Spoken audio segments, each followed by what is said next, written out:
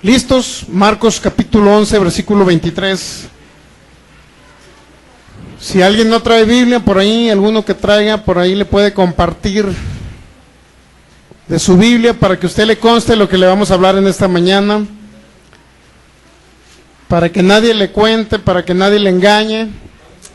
En la Biblia debe constar lo que le vamos a hablar, y si no le hablamos conforme a la Biblia, entonces no venimos de parte de Dios.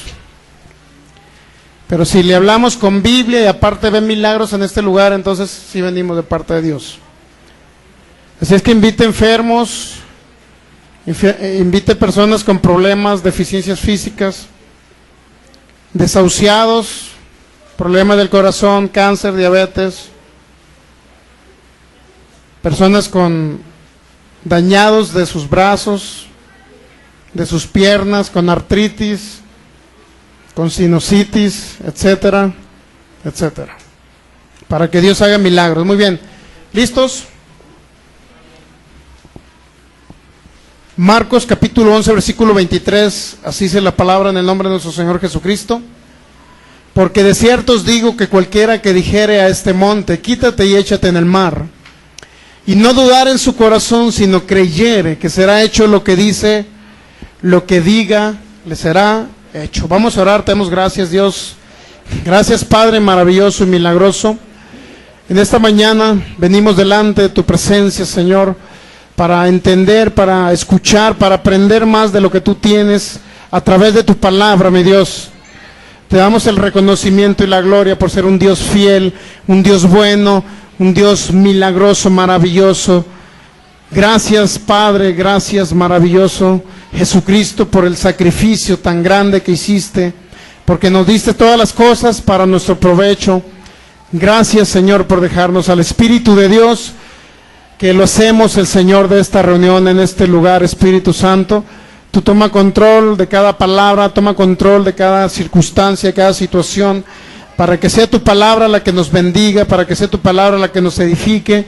En el nombre de Jesús yo declaro que esta semilla da fruto en terrenos fértiles donde es sembrada. En el nombre de Jesús declaro que crecemos en fe para mover las montañas en esta tierra, los obstáculos, los problemas, y podamos vivir una vida en abundancia como Jesucristo la prometió. En el nombre de Jesús todo pensamiento lo declaro y lo llevo cautivo a la obediencia a ti y a tu palabra, mi Dios, en el nombre de Jesucristo. Amén. Muy bien, fíjense bien, esta serie es importantísima. Marcos 11:23 dice: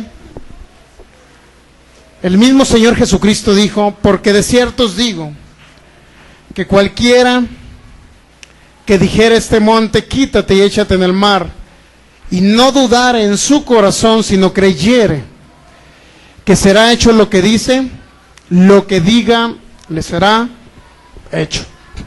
Fíjese bien, dice, el mismo Señor Jesús dijo estas palabras: cualquiera que dijera este monte. Cuando la Biblia nos registra la palabra monte, monte o montaña, se refiere regularmente a un obstáculo en su vida.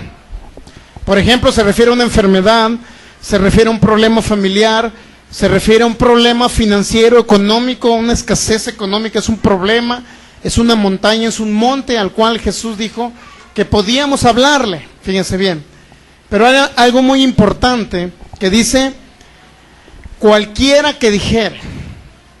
¿Vino cualquiera a este lugar? Cualquiera es cualquier persona, ¿me entiende? Cualquiera es cualquier persona. Está diciendo Jesús, cualquiera que dijere. Es decir, no dejó limitada esa palabra Jesús. Cualquiera que le diga una enfermedad, quítate y échate en el mar, la enfermedad se va. Cualquiera que diga un problema financiero, quítate y échate en el mar, se va. Eso dijo Jesús, que cualquiera que diga, fíjense otra vez, cualquiera que dijera a este monte, quítate y échate en el mar, y no dudar en su corazón. Hay un requisito muy importante: que usted le hable al monte o a la montaña, que es un obstáculo, una enfermedad, un problema. Pero también dijo Jesucristo que a ese monte, cuando usted le hablara, no tenía que dudar en su corazón. Es un requisito muy importante. Y segundo, debe de creer que será hecho todo lo que dice. Un hombre llamado Kenneth Hagin le habló que debemos tener fe en la fe que adquirimos. Fíjense, debemos de tener fe en la fe que adquirimos, así dijo este hombre. Kenneth Hagin fue un hombre de fe en Estados Unidos y el iniciador de palabra de fe, donde él determinó a través de la Biblia que Dios es bueno y que Dios no lo quiere usted enfermo, que Dios no lo quiere pobre, que Dios no lo quiere con problemas. A pesar de que los problemas vengan a través de los ataques del diablo, Dios nos da la capacidad, el poder y la autoridad para poder hablarle a esas montañas y esas montañas se vayan. Fíjense bien, Jesucristo dijo que ese monte lo íbamos a echar a lo profundo del mar, ¿verdad? Quítate y échate en el mar. ¿Por qué cree que al mar? ¿Por qué se imagina que en el mar?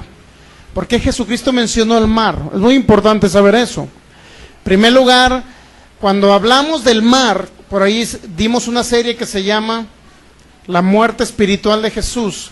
No sé si la habrán escuchado, pero la vamos a traer en discos MP3 para que usted el próximo domingo usted se las lleve a su casa. Entonces fíjese bien, Jesucristo dice que descendió a lo profundo del mar, al corazón de la tierra, el Hades, Seol o llamado infierno, o los abismos también se le denomina. Jonás capítulo 2 nos habla un poquito de que Jesús dice que bajó a los abismos.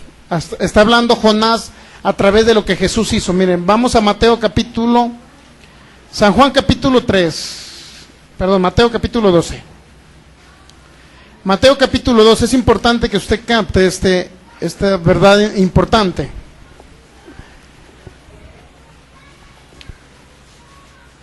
Mateo capítulo 12, versículo 38, 39 y 40.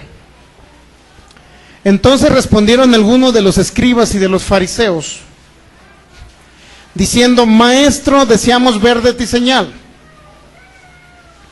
Él respondió y les dijo: la generación mala y adúltera demanda señal, pero señal no le será dada sino la señal del profeta Jonás. ¿Se da cuenta?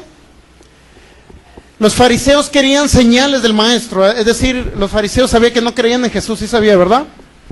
Los fariseos negaron a Jesús, ellos no creían que era el Mesías enviado de Dios. Entonces esos fariseos negaron al Mesías, por lo tanto ellos querían señales. A ver, Jesús, aquí te traigo a un enfermo, a un ciego, sánalo. A ver, Jesús, aquí traigo un paralítico, levántalo. A ver, Jesús, haz esto, a ver, Jesús, haz lo otro. Entonces fíjese bien, los fariseos querían señales para comprender que Jesús era el Mesías. No creían en ese Mesías. Entonces Jesucristo les contesta sabiamente en el versículo 39 y les dice: la generación mala y adúltera demanda señal, pero señal no le será dada sino la señal del profeta Jonás. La pregunta es saber cuál es la señal del profeta Jonás. ¿Acaso será nada más entender que Jonás estuvo en el vientre del pez 3 días y 3 noches? ¿Acaso será que los jugos gástricos del pez empezaron a devorar a Jonás? ¿Esa será la señal? Bueno, ahorita vamos a ver la señal. ¿Qué les parece? Es importante entender esta señal para que usted sepa que Jesús hizo algo por usted.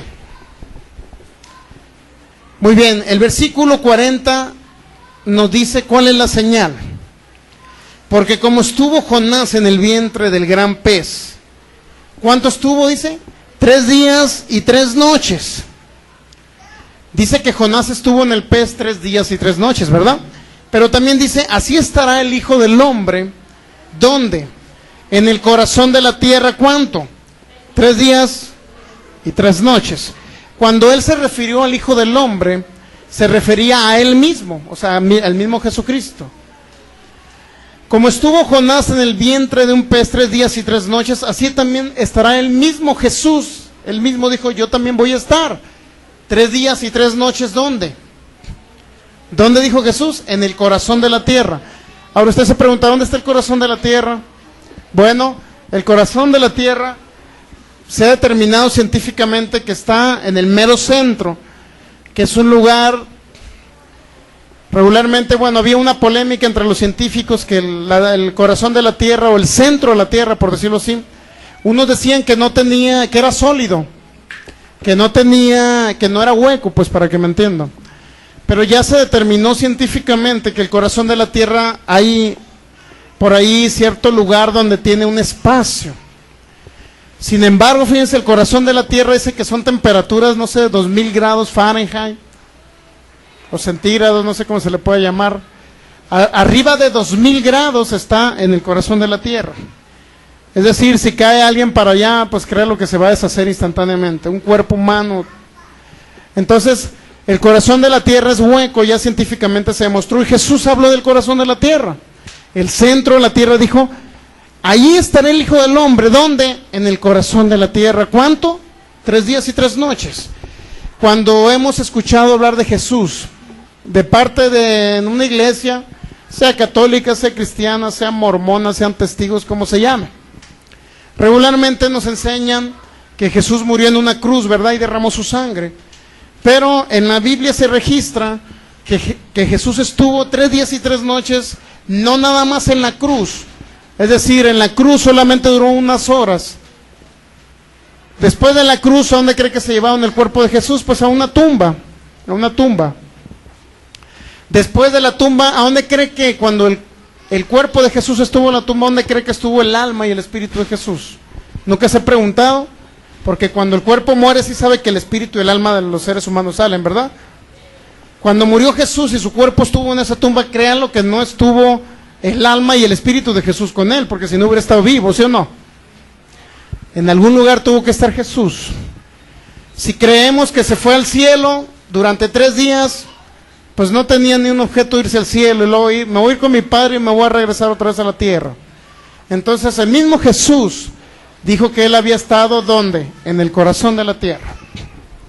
Vamos a Efesios capítulo 4, para entender que el apóstol Pablo también nos registró algo muy importante donde Jesús estuvo. Efesios capítulo 4, versículo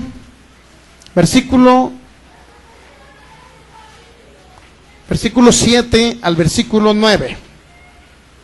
Efesios capítulo 4 del 7 al 9. Así dijo el apóstol Pablo: pero a cada uno de nosotros fue dada la gracia conforme a la medida del don de Cristo. ¿De quién está hablando? De un don, de una gracia que se nos dio, pero está hablando de Jesucristo, ¿verdad? Que Jesucristo nos dio esa gracia. Y luego el versículo 8 dice: por lo cual dice, subiendo a lo alto. Fíjense, esto dice un salmo, el Salmo 68, versículo 18, lo dice a través del profeta David, ya estaba escrito esto. Y el apóstol Pablo nuevamente lo está confirmando en el Nuevo Testamento. Por lo cual dice el Salmo 61, eso nos quiere decir Pablo: subiendo a lo alto, llevó cautiva la cautividad. ¿Quién subió a lo alto? ¿Quién resucitó al tercer cielo y está sentado a la diestra del Padre? ¿Quién es? Jesús, ¿verdad? Subiendo a lo alto, llevó cautiva la cautividad. Es decir, había personas cautivas en un lugar llamado el seno de Abraham, que está a un lado del Seol, Hades o infierno, también se le puede llamar. A un lado del infierno, en el corazón de la tierra, está un lugar llamado el seno de Abraham. Más bien estuvo, ya no está ahorita. En ese seno de Abraham, ¿quién cree que se iba para allá cuando moría en el Viejo Testamento? Por ejemplo, David, cuando murió Abraham, cuando murió Jacob, Isaac, ¿a dónde cree que iban? No iban al infierno ellos, pero tampoco iban al cielo.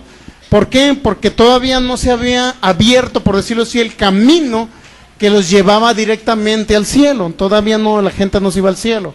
Cuando alguien moría por allá, por ejemplo, en la época de nuestro Señor Jesucristo, antes de que Él viniera, en esas épocas murió Abraham. ¿A dónde cree que se fue? No se fue al cielo. Abraham se fue a un lugar llamado precisamente el seno de Abraham, así se llama.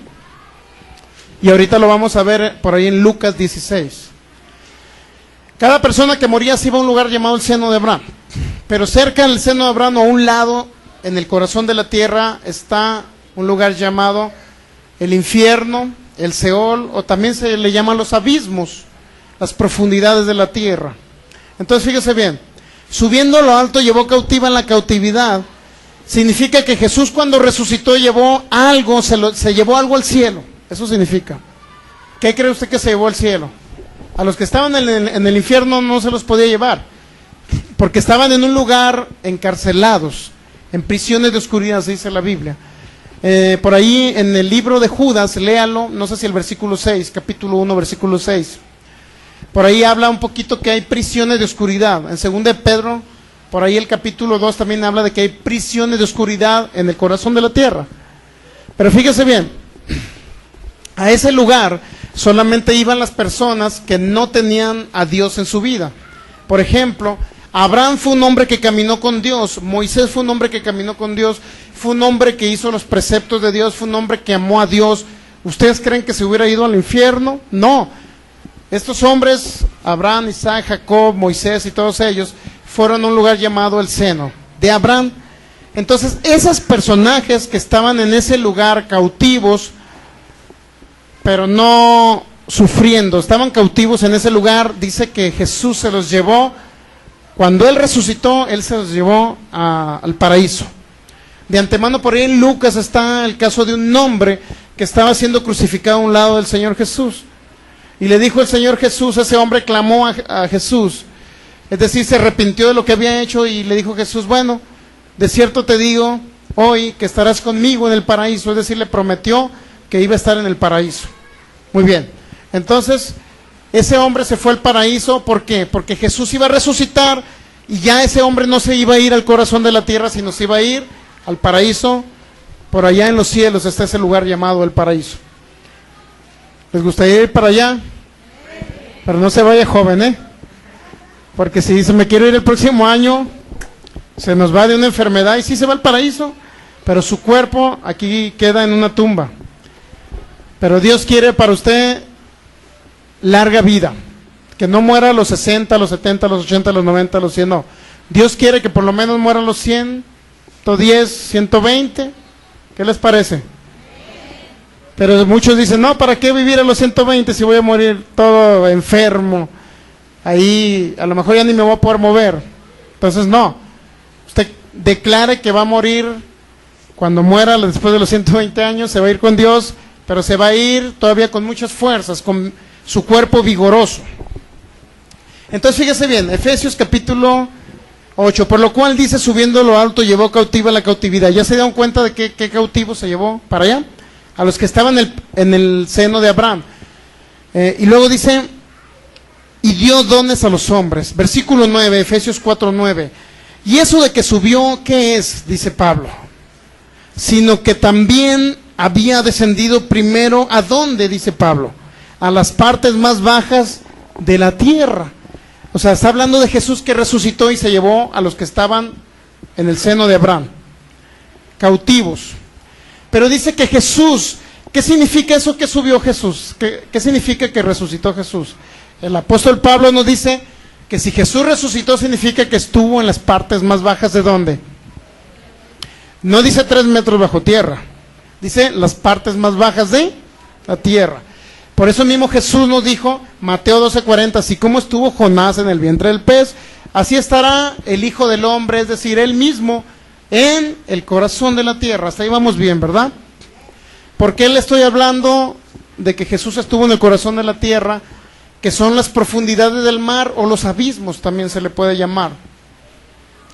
Seol, Hades o infierno también se le denomina. ¿Por qué cree que Jesús fue a ese lugar? Fue a llevar o a entregar, por decirlo así, las cosas malas que Él adquirió en la tierra. Dice en la Biblia, en Gálatas 3, vamos a Gálatas capítulos, como dijo un hermano, Galatas. Gálatas capítulo 3, fíjense bien lo que hizo Jesús. Versículo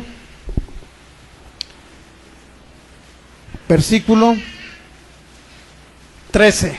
Gálatas 3:13 dice, Cristo nos redimió. ¿Qué significa redimir? Significa pagar el precio. Es decir, cuando alguien habla de redimir, significa, por ejemplo, que nosotros éramos esclavos a lo mejor del pecado, éramos esclavos del poder de las tinieblas. ¿Por qué razón éramos esclavos del diablo? Usted se preguntará, pero yo nunca fui esclavo del diablo. Bueno, cuando un espíritu de enfermedad vino a usted, el diablo trató de dañarle. Cuando alguna vez por ahí estuvo a punto de sufrir un accidente, gracias a Dios no lo sufrió, pero el diablo quiso atacarlo. ¿Sí me explico? Estábamos en esa, a lo mejor en la circunstancia de que el diablo tenía autoridad o potestad sobre su vida, en el sentido de que a lo mejor el diablo podía tomar control de su vida y poder dañar a su familia, a sus hijos, etcétera.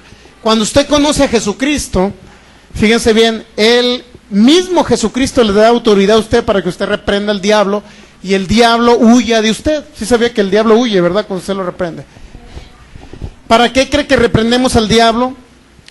Con la finalidad de que usted no muera de una enfermedad, con la finalidad de que el diablo no dañe a sus hijos, no dañe su economía, no dañe a su familia. Esa es la función principal. Y eso vamos a aprender en esta serie. Entonces, Gálatas 3, versículo 13. Cristo nos redimió, o Él pagó el precio, por decirlo así. ¿Cuál precio fue el que pagó Jesús? ¿De qué nos redimió? De la maldición de qué? Maldición de la ley, ¿se da cuenta? De la maldición de la ley. Y luego dice, hecho por nosotros maldición. ¿Qué significa hecho por nosotros?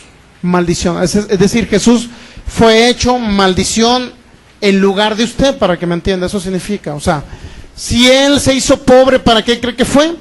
Para que usted fuera enriquecido. Si Él, dice la Biblia, que por su llaga fuimos sanados, pero también dice la Biblia que Él llevó la enfermedad.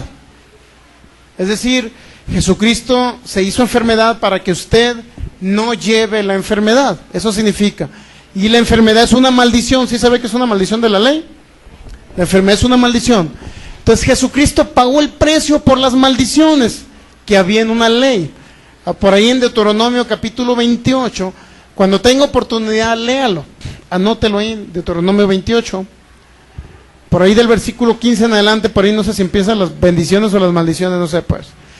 La Biblia en el Antiguo Testamento para el pueblo de Israel hablaba de bendiciones y de maldiciones. Bueno, vamos a Deuteronomio 28. Esta era una ley que aplicaban para los que vivieron en el Viejo Testamento, fíjese.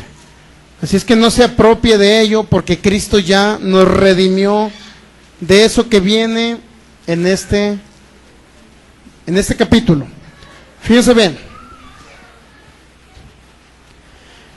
El versículo 15, Deuteronomio 28, versículo 15. Esta era una ley aplicable solamente para judíos, para fariseos, para israelitas que vivieron en la época antes de la resurrección de nuestro Señor Jesucristo.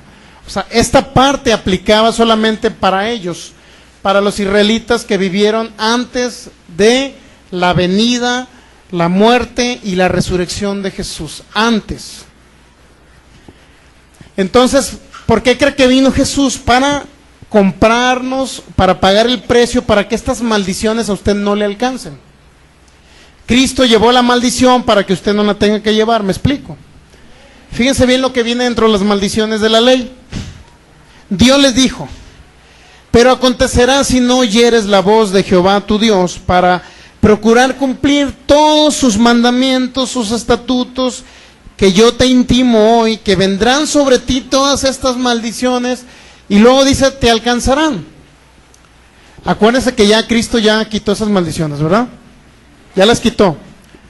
Pero ahí Dios les daba un precepto, les daba un mandamiento, es decir, bueno, si tú cumples con todos los mandamientos que yo te doy, te va a ir bien. Pero si no los cumples, te va a ir mal, es lo que está diciendo. Pero fíjense lo que dicen los mandamientos estos que ahorita ya no aplican. Dice, maldito serás tú en la ciudad y maldito en el campo. Luego dice, maldita tu canasta y tu arteza de amasar. ¿Qué significa tu canasta y tu arteza de amasar? significa que no vas a tener alimento en tu casa. Eso significa que no vas a tener alimento en tu casa. Fíjense, versículo 18, perdón. Maldito el fruto de tu vientre, el fruto de tu tierra, la cría de tus vacas y los rebaños de tus ovejas. Es decir, el fruto de tu vientre, ¿quién es? Pues mujeres estériles, ¿verdad? Estériles. ¿El fruto de qué más dice? De tu tierra. Si alguien es agricultor, se le va a secar el producto, no va a dar, en lugar de que produzca el 100 por 1, lo que él siembra a lo mejor va a producir al 5 por 1, al 3 por 1. ¿Sí me explico? No va a dar fruto, el fruto de su tierra, pero también significa que en tu trabajo no te va a rendir. O sea, recibes tu salario y tu salario se te va a ir a lo mejor en la enfermedad de un hijo. Eso me pasaba muy común a mí. Cuando trabajaba por ahí de burócrata, me pagaban muy bien, ganaba muy bien, no era creyente, no conocía estas verdades bíblicas, no conocía a Jesucristo, no sabía cómo reprender al diablo, por lo tanto venía el devorador, que es el diablo, el que destruye, el que mata, el que hurta, el que roba las finanzas de las familias. Entonces, venía él y un mes se me enfermaba una hija y otro mes se me enfermaba otra. Es decir, yo ya tenía destinado 500 pesos del médico más, en esa época no había similares, ¿no? O sea, hace ratito. Ahorita ya ve que está todo barato, la medicina, las consultas y todo eso, pero en aquella época no. Tenía que pagar 500 pesos por ir al médico, eso nos cobraba. Y toda aparte lo llevamos con un especialista por circunstancias complicadas de respiración, etcétera. El caso es que si iban 500 más la medicina, póngale otros 300, 800 pesos un mes y 800 pesos otro mes de la otra hija. Más aparte yo me enfermaba cada mes. Cada mes, ya me sé hasta las marcas de las medicinas. Compraba la penicilina no porque dolía mucho. Bueno, dolía el piquetito, ¿no? Pero compraba una que se llama amicacina, fíjense. Hasta ahorita me acuerdo con K, amicacina. Me inyectaba cada mes, ¿por qué creen? Porque siempre tenía problemas de amígdalas, problemas de anginas. Cada mes yo me enfermaba, me daba temperatura, cada mes, y tenía que comprar siempre, regularmente, por lo menos unas dos cajas de amicacina, cada mes, eso era sin fallar. O sea, ya ni siquiera iba con el doctor, ya me sabía la receta, pues. Entonces, fíjese bien, todo ese tipo de cosas no era una bendición, ¿verdad? Enfermarse, no es una bendición, pero no conocía la palabra. Ahora ya no me enfermo cada mes, gracias a Dios. Si me llegara a dar por allá una gripa es cada año, cada 2 años, pero ya no me enfermo de las anginas, no me enfermo.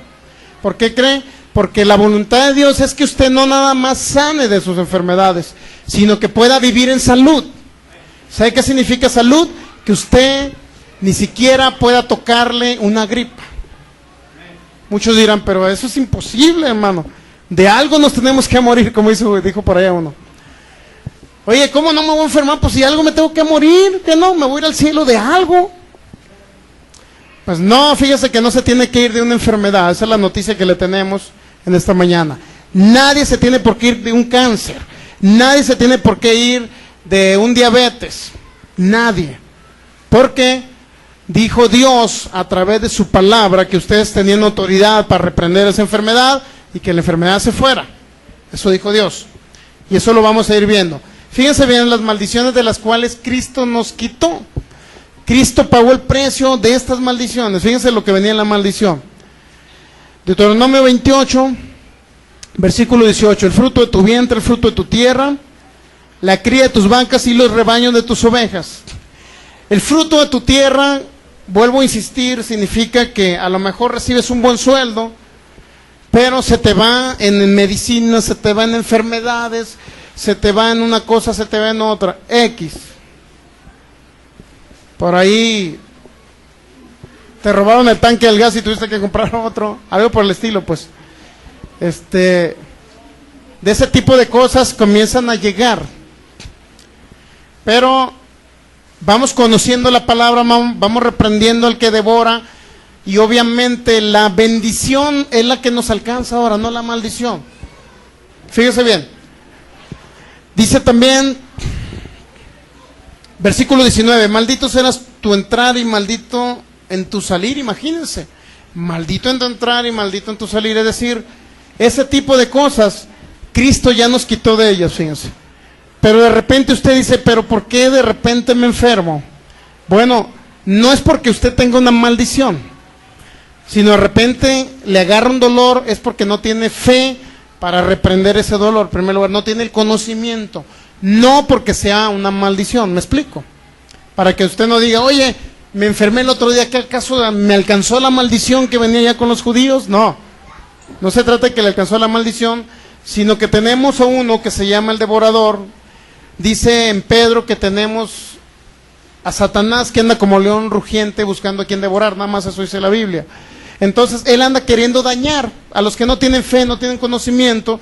Obviamente, en primer lugar, si no tiene conocimiento usted, que tiene que reprender al diablo, ¿verdad? Que si no tiene conocimiento, pues no lo va a reprender. Viene un dolor por allá a las 3 de la madrugada, ¿qué cree que va a hacer usted? Correr con el doctor, hablarle por ahí, ir a una farmacia a comprar algo. Pero si usted conoce la palabra, reprende el dolor, y el dolor, ¿qué pasa? Se va el dolor, se va la enfermedad. Eso es lo que sucede cuando usted conoce la palabra de Dios. Entonces estoy hablando de las maldiciones para que usted capte lo que Jesús hizo por usted, no para que usted crea que esas maldiciones lo pueden alcanzar usted. Eso jamás lo va a alcanzar. ¿Por qué no lo van a alcanzar usted las maldiciones? Porque Cristo ya pagó el precio por ellas. Me explico. Pero si viene un dolor, no es porque sea una maldición, ¿me entiende? Sino es porque usted no tuvo fe, no tuvo el conocimiento para reprender la enfermedad, para que note la diferencia, pues, y no crea que usted puede entrar en estas maldiciones. Estoy hablando de ellas para que usted capte que Cristo esas maldiciones las llevó a un lugar llamado el corazón de la tierra, ¿me entiende? Allá llevó esas maldiciones para que no le alcancen a usted, para que usted ya no le aplican y no le pueden alcanzar tampoco. Luego dice el 18, maldito será la cría de tus vacas, los rebaños de tus ovejas. Maldito será tu entrar y tu salir. ¿Qué significa eso? Que si usted va a salir, como dice regularmente las personas que no conocen a Cristo, voy a salir en esta mañana y no sé si voy a regresar. ¿Cuántos han escuchado eso? Pues Dios sabe, Él controla mi vida, voy a salir pero no sé si regrese bien. Además, no sé si saliendo de aquí, por ahí pase un camión y me atropelle. No sé si por ahí choquen 2 camionetas aquí a la salida y se lleven a todos los que están ahí esperando el camión. No sé si vaya en mi carro y de repente un tráiler se me atraviesa y me lleve. Eso dicen las personas que no conocen la Biblia.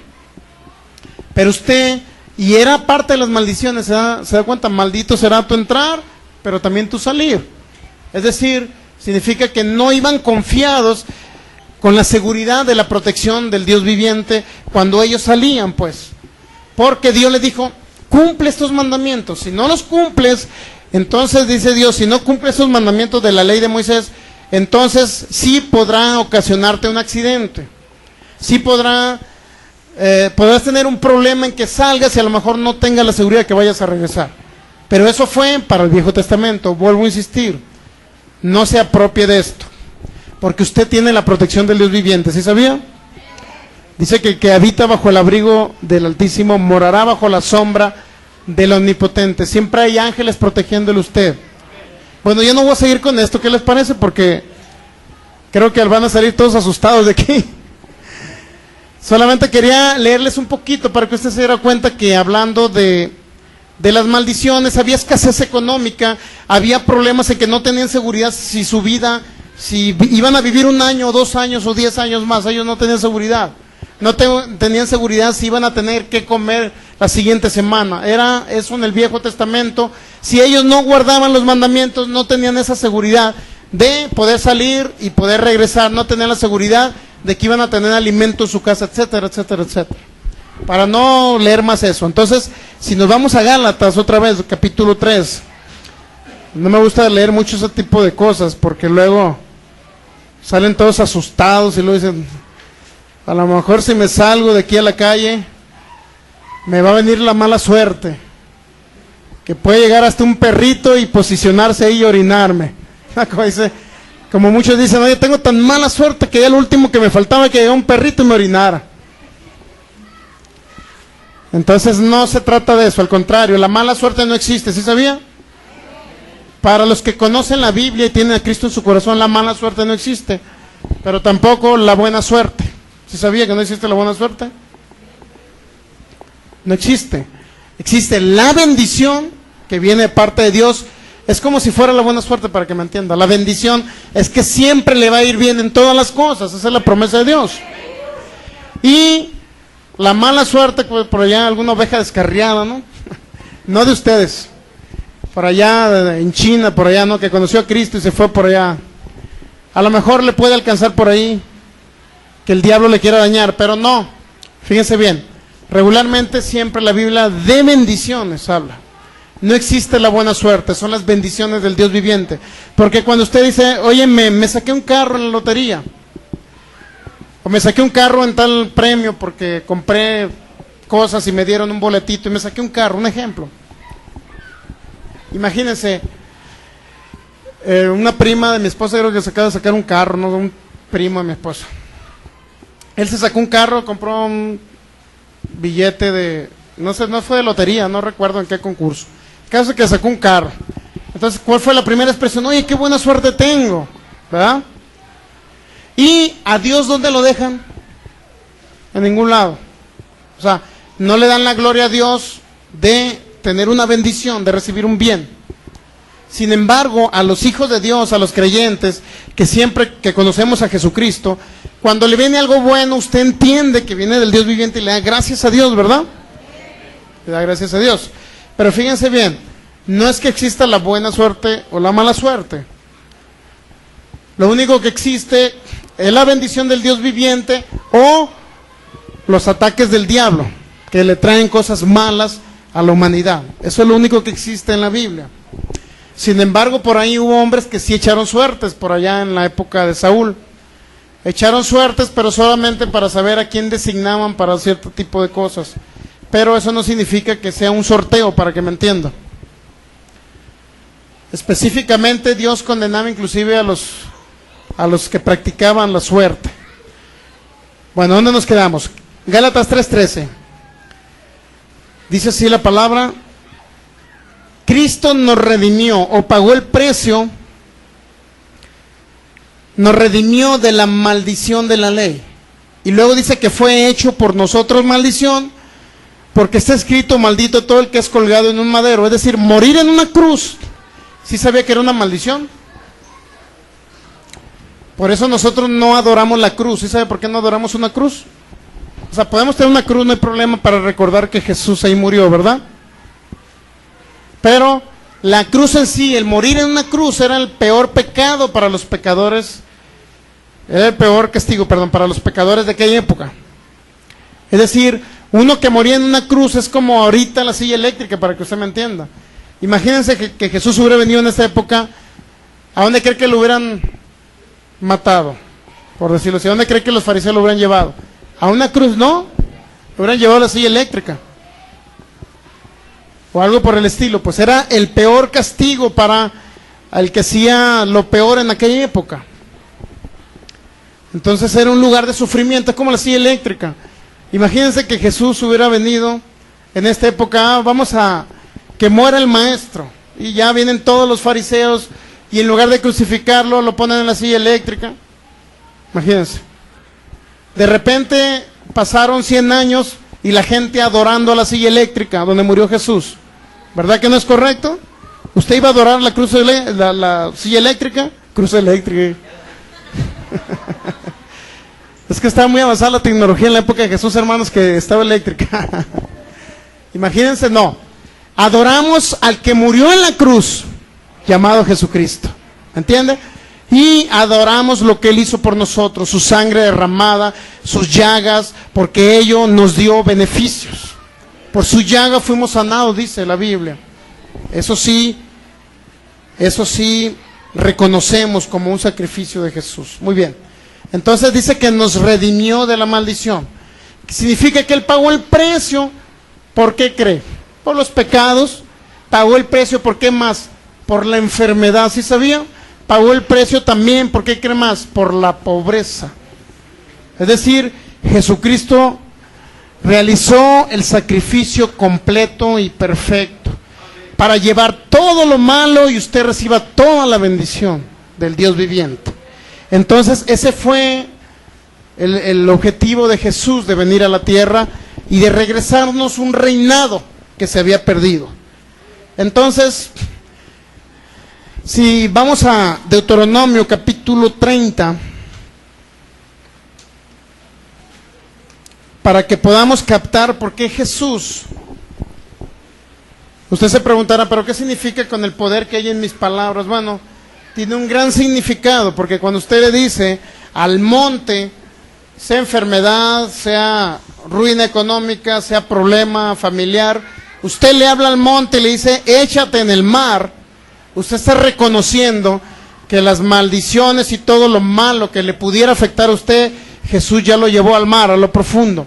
Y con esa convicción usted lo habla, lo declara, lo reprende y le dice, vete al mar porque Jesús allá te llevó, no me perteneces problema, no me perteneces enfermedad, no me perteneces pobreza. Entonces comienzan a suceder milagros. Deuteronomio 30, versículo 11 al 13. Deuteronomio 30, del 11 al 13. Dice, porque este mandamiento que yo te ordeno hoy no es demasiado difícil para ti, ni está lejos, así dijo el autor de Deuteronomio. Es un mandamiento que dice que no es difícil, ¿verdad? Pero tampoco dice que es un mandamiento que no está lejos, es algo que está cerca. Dice, no está en el cielo para que digas, ¿quién subirá por nosotros al cielo? Y nos lo traerá y nos lo hará oír para que lo cumplamos. Fíjense, no está en el cielo para que digas, ¿quién subirá por nosotros al cielo? Acuérdense que es un mandamiento. Y luego dice el 13, ni está al otro lado del mar para que digas, ¿quién pasará por nosotros el mar? Para que nos lo traiga y nos lo haga oír a fin de que lo cumplamos. Fíjense bien, ahora dice el 12, no está en el cielo para que digas, ¿quién subirá por nosotros al cielo? ¿De quién cree que estaba hablando? No está en el cielo para que digas, ¿quién nos lo hará traer del cielo? Está hablando de Jesucristo. ¿Quién subió, quién resucitó al cielo? Jesucristo, ¿verdad? Dice que es un mandamiento que no está lejos, pero también dice, no está en el cielo para que digas quién subirá por nosotros al cielo y nos lo hará y nos lo traerá. Fíjense bien, ¿quién subirá por nosotros al cielo? ¿Por qué cree que Jesús subió y resucitó? ¿Por qué cree que resucitó Jesús? Lo hizo por nosotros, como precursor, como iniciador del primero que iba a poder entrar hasta el cielo, para posteriormente los que reciban a Jesús, los que nazcan de nuevo en su espíritu, puedan trascender e irse al cielo cuando se vayan de esta tierra. Y el 13 dice, ni está al otro lado del mar. Si primero nos está hablando que no está en el cielo, y de repente nos está hablando que está del otro lado del mar, ¿a dónde cree que se refiere? No se está refiriendo al otro lado del Océano Pacífico, para que me entienda. Se está refiriendo al otro lado del mar, a las profundidades del mar, a ese se refiere.